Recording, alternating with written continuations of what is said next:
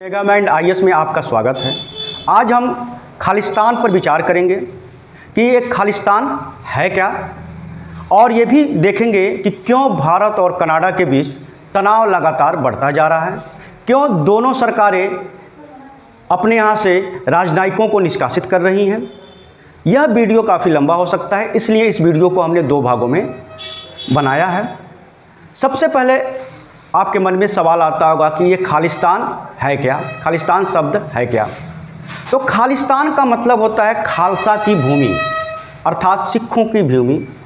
लंबे समय से सिख समुदाय जो है एक अलग देश खालिस्तान की मांग कर रहा है। जैसा कि आप जानते हैं कि विश्व में 5th लार्जेस्ट आस्तिक धर्म है सिख धर्म, और इसके लगभग 3 करोड़ अनुयायी हैं, यानी दुनिया भर में 3 करोड़ सिख हैं, जिसमें से 1.5 से 2 करोड़ सिख भारत में हैं और बाकी सिख जो हैं विभिन्न देशों में फैले हुए हैं। भारत के बाहर सर्वाधिक सिख कनाडा, अमेरिका, ब्रिटेन और ऑस्ट्रेलिया में हैं। कनाडा सिखों के लिए एक दूसरा घर जैसा है, क्योंकि भारत के बाद सर्वाधिक सिख कनाडा में हैं। कनाडा में सिखों की स्थिति काफ़ी अच्छी है, वहाँ की राजनीतिक व्यवस्था में, आर्थिक व्यवस्था में और राजनीति में वो काफ़ी सक्रिय हैं। 2015 में जब कनाडा में जस्टिन ट्रूडो की सरकार बनी तो वो सिखों के सहयोग और समर्थन से बनी, इसलिए जस्टिन ट्रूडो प्रो सिख हैं, सिखों का हमेशा फेवर करते हैं। भारत और कनाडा के बीच तनाव बढ़ने का मुख्य कारण था हरदीप सिंह निज्जर की हत्या। आइए इस प्रकरण को डिटेल से समझते हैं। जून में हरदीप सिंह निज्जर की कनाडा में हत्या कर दी गई, जो कि एक खालिस्तानी अलगाववादी नेता था। जुलाई में दुनिया भर में इसके विरोध में प्रदर्शन होने लगे और दुनिया भर में विशेषकर अमेरिका, इंग्लैंड, कनाडा, ऑस्ट्रेलिया में भारतीय दूतावास के सामने खालिस्तानी समर्थक प्रदर्शन करने लगे, जिस पे भारतीय सरकार ने काफ़ी प्रतिक्रिया भी बताई और उन देशों से कहा कि उन पर कार्रवाई की जाए। लेकिन उन देशों के जो राजनीतिक एक्सपर्ट हैं उन्होंने यह करके मामला को शांत कर दिया कि भारत जो है एक औपनिवेशिक लोकतंत्र है, इसलिए यहाँ पे शांतिपूर्ण अलगाववादी आंदोलन को बर्दाश्त नहीं किया जाता है, जबकि कनाडा, अमेरिका, यूएसए और ऑस्ट्रेलिया एक परिपक्व लोकतंत्र है, यहाँ पे शांतिपूर्ण अलगाववादी आंदोलन को भी कुचला नहीं जाता है, प्रदर्शन करने दिया जाता है।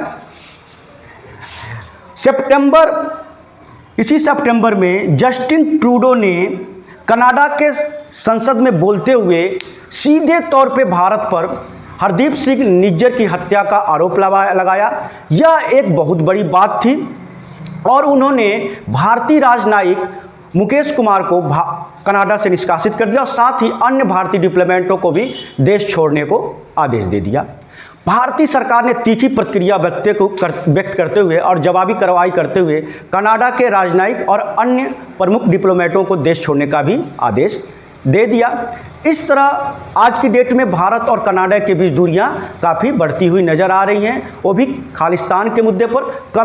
अर्थात निष्कर्षतः हम कह सकते हैं कि खालिस्तानी आंदोलन को सपोर्ट कर रहा है कनाडा।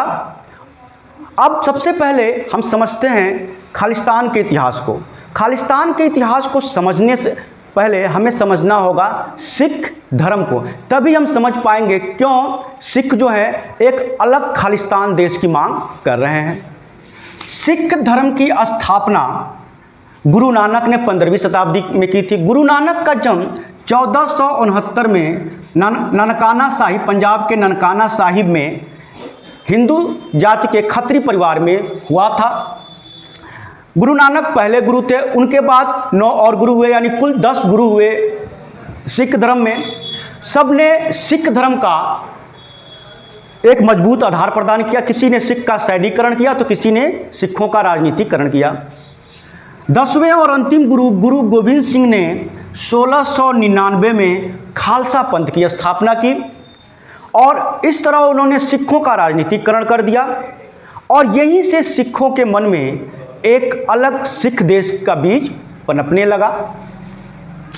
यह बीज आज़ादी के समय में तो सुषुप्त अवस्था में रहा, क्योंकि सबके सामने, पूरे देश के सामने एक साझा दुश्मन था ब्रिटिश। तो उस दौरान ये बीज शैशवावस्था में पड़ा रहा, बीज के रूप में ही पड़ा रहा। लेकिन जैसे ही देश आज़ाद हुआ, यह बीज अंकुरित होने लगा। 1930 में सर्वप्रथम शिरोमणि अकाली दल ने एक अलग सिख देश की मांग की, और लेकिन उन्होंने खालिस्तान शब्द नहीं दिया। इसी दौरान 1940 में मुस्लिम लीग ने लाहौर घोषणा पत्र जारी किया, जिसमें उन्होंने सर्वप्रथम एक अलग देश पाकिस्तान का प्रस्ताव रखा। इसी दौरान 1940 में ही डॉक्टर वीर सिंह भट्टी ने सर्वप्रथम खालिस्तान शब्द को गढ़ा, यानी सर्वप्रथम खालिस्तान शब्द को दिया वीर सिंह भट्टी ने। 1947 में जब देश का विभाजन हो गया, तो पंजाब भारत और पाकिस्तान में बट गया, और जो सिखों की पवित्र भूमि नानकाना साहिब थी, वो पाकिस्तान में चली गई, और शेष पंजाब भारत में चला गया। इस तरह सिख बहुत ही ज़्यादा हतोत्साहित हुए, और उनमें बहुत ही ज़्यादा निराशा हुई, क्योंकि उनका होमलैंड, मातृभूमि 2 भागों में बट गया। इसके बाद सिख आंदोलन, यानी खालिस्तानी आंदोलन, अलगाववादी आंदोलन धीरे धीरे तेजी पकड़ने लगा। 1955 में अकाली दल ने राज्य पुनर्गठन आंदोलन चलाया, जिसके तहत उन्होंने एक भाषा के आधार पर एक अलग पंजाब राज्य की मांग की। 1966 में इंदिरा गांधी सरकार ने पंजाब को भाषा के आधार पर 3 भागों में बांट दिया, पंजाब, हरियाणा और चंडीगढ़। भारतीय सरकार को लगा इस तरह करने पर जो सिख भावना है शांत हो जाएगी, और भारत में अलगाववादी आंदोलन समाप्त हो जाएगा, खालिस्तान की मांग समाप्त हो जाएगी। लेकिन विदेशी शक्तियों के सहयोग और समर्थन से, और भारत में अलगाववादी चरमपंथियों के कारण यह आंदोलन 1966 के बाद और तेज़ी से बढ़ा, और अंततः इसका परिणाम हुआ इंदिरा गांधी की हत्या और स्वर्ण मंदिर पर ऑपरेशन ब्लू स्टार चलाया जाना। ये सब चर्चा हम अपने नेक्स्ट वीडियो में करेंगे, और अभी तक आपने हमारा चैनल सब्सक्राइब नहीं किया तो सब्सक्राइब कर दीजिए। Have a nice day, thank you very much.